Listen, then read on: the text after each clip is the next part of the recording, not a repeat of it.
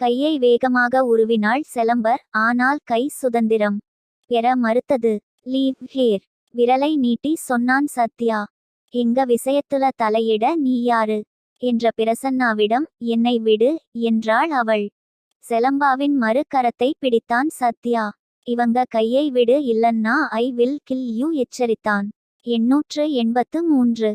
தங்கள் இருவருக்கும் இடையில் புதிதாக ஒருவன் வந்ததே பிரசன்னாவுக்கு நெருடலாக இருந்தது. அதிலும் அவனை இவள் எதுவும் சொல்லாதது ஏமாற்றத்தை தந்தது. எப்படியும் வீட்டுக்குதானே வரப்போறா. அவளின் கையை விட்டுவிட்டான். ஓகே ப்ரோ வரேன் என்று விட்டு அங்கிருந்து போனான். மாலை இருள் சூழ்ந்து கொண்டிருந்தது. உங்களுக்கு ஒன்னும் ஆகலையே சத்யா அக்கறையோடு கேட்டான். இல்ல சார் தேங்க்ஸ் என்றவளுக்கு அவமானமாக இருந்தது. இதுவரை யாருக்கும் தெரியாது. இப்போது புதிதாய் ஒருவன் அறிந்து விட்டான். சுலபமாக பழி சொல்லும் உலகம் தனக்கும் பழியை தந்து விடுமோ என்று பயந்தாள். லாங்களேன் ஒரு சாப்பிடலாம் அழைத்தவனை உணர்வுகளின்றி பார்த்தான். இல்ல ரொம்ப ஸ்ட்ரெஸ்டா இருக்கீங்க அதனாலதான் என்றவன் அருகே இருந்த சாலையோர தேநீர் விடுதி ஒன்றின் அருகே சென்றான். 2 டீ என்றவன் அவள் புறம் பார்த்தான். உங்க நேம் தெரிஞ்சிக்கலாமா செலம்பாட என்றாள் நிமிர்ந்து பார்த்து. மேற்கு சூரியனின் இளஞ்சிவப்பு கதிர்கள் அவளின் முகத்தில் வர்ணங்களை பூசிக் கொண்டிருந்தது. அழகா இருக்கா என்றது அவனின் மனம். சத்யாவின் புன்னகை அவளுக்கு சற்று ஆறுதலை தந்தது.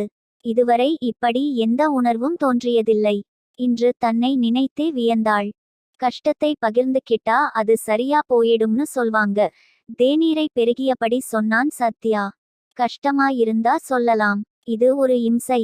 இட்ஸ் ஓகே சாரி என்றவனிடம். ஒரு காலத்துல என்னை லவ் பண்றதா என்னை சுத்தி வந்தவன் அவன் என்றாள் தேநீரை பார்த்தபடி. அப்படின்னா எக்ஸ் அவன் முகம் பார்த்தவள் இல்லையென்று தலையசைத்தாள். அப்படி இல்ல நான் அவனை விரும்பல.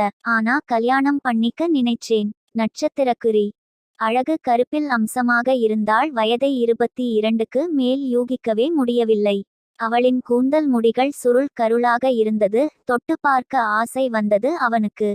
கையை அடக்கி வைத்திருந்தான்.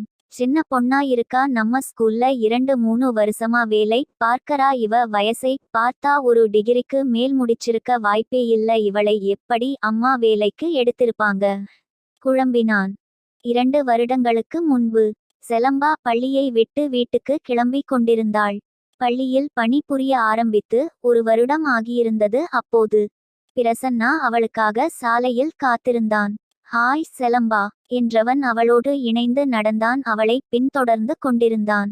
நீங்க என்னை ஃபாலோ பண்றதுக்கு பதிலா எங்க வீட்டில் வந்து பேசலாம் என்றாள் நடப்பதை நிறுத்திவிட்டு. சாலையோரத்திலிருந்த வேப்பம் பூக்கள் இருவர் மீதும் பூ சாரலை வீசின. இவன் சொன்னது அவனுக்கு பிடிக்கவில்லை. அது அவனின் முகத்தை பார்க்கும்போதே தெரிந்தது. எனக்கு இந்த வீட்டுல பேசுறது அவங்க அனுமதி கேட்கறது ஊர் கூட்டி மேரேஜ் பண்றது இது எதிலேயும் இஷ்டம் கிடையாது. நான் உன்னை லவ் பண்றேன். நீ என்னோடு வா. 2 பேரும் மேரேஜ் பண்ணிட்டு நம்ம வேலையை பார்ப்போம். செலம்பா மறுப்பாக தலையசைத்தாள். அவளுடைய வீட்டின் பின்னணி என்னவென்று அவள் தெளிவாக அறிவாள். அவளால் ஓடிப்போய் திருமணம் செய்து கொள்வது முடியாத காரியம். அவளுக்கு பின்னால் 2 தங்கைகள் இருந்தார்கள். கடைக்குட்டி தம்பி இருந்தான். தங்கைகள் இருவருமே இன்னும் படிப்பை முடிக்கவில்லை. இவள் ஓடி விட்டால் பிறகு அவர்களின் படிப்பிற்கு அது தடையாக நிற்கும். அக்காலை போல் தங்கைகளும் இருப்பார்கள் என்று பழி சுமத்தி அவர்களின் படிப்பை நிறுத்தி அவசரமாக திருமணம் செய்து அனுப்பி வைத்து விட இது காரணமாகி விடும். பெண்களின் படிப்பு உரிமை பற்றி குரல் கொடுப்பவள் இல்லைதான். ஆனால் தன் நங்கைகளின் வாழ்க்கை நல்லபடியா அமைய வேண்டும் என்று விரும்புகிறவள். தங்கைகளின் யாராவது ஒருத்தி பெரிய கனவாய் கண்டிருந்து அந்த கனவு நிறைவேறும் முன் தான் செய்யும் காரியத்தால் அவர்களின் கனவு தவிடு பொடியாகி விடுமோ என்று பயந்தாள். பிரசன்னாவின் ஓயாத தொல்லையை கண்டுவிட்டு அவனிடமும் தன் காரணத்தை விளக்கி சொல்லி விட்டாள். அவனோ சிரித்தான். நீ லவ் மேரேஜ் செஞ்சா அவங்க லைஃப் எப்படி பாதிக்கப்படும் என்று கேட்டான் கேலியோடு. ஏனா எங்களோடது நடுத்தர வர்க்கம். பெண்களுக்கு காலேஜ் வரைக்கும் போய் படிக்கும் வாய்ப்பு இந்த தலைமுறையில்தான் கிடைச்சிருக்கு. என் அத்தைகளோ சிந்திகளோ 10வது தாண்டல். நான் இன்னைக்கு எம்.எஸ்.சி.